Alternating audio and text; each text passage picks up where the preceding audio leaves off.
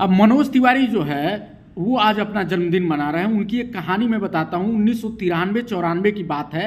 वो महावीर मंदिर में एक जगराता कर रहे थे। उनके सिर पर एक चोट लगी थी।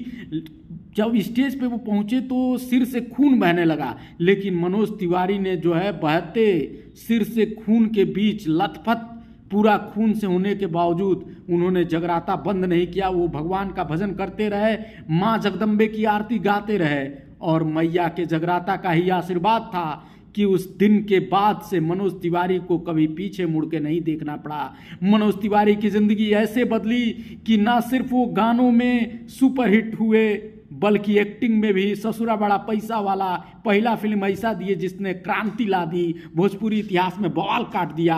और फिर जब राजनीति में उतरे तो सांसद ही नहीं बने बल्कि बीजेपी के प्रदेश अध्यक्ष भी बने। तो उनको बहुत सारी शुभकामनाएं।